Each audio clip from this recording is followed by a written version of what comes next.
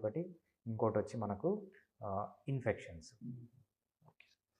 So sir ఇప్పుడు దీనికి rare disease అంటున్నారు కాబట్టి అసలు దీనికి కన్వెన్షనల్ ట్రీట్మెంట్ ఏముంటుంది సార్ హోమియోపతిలో కానీ అల్లోపతిలో కానీ?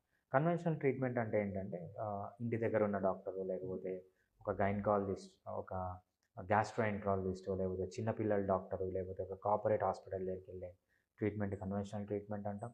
దీన్ని అలోపతిక్ ట్రీట్మెంట్, లేకపోతే వెస్ట్రన్ మెడిసిన్ అంటాము, లేకపోతే ఇంగ్లీష్ మెడిసిన్ అంటాం.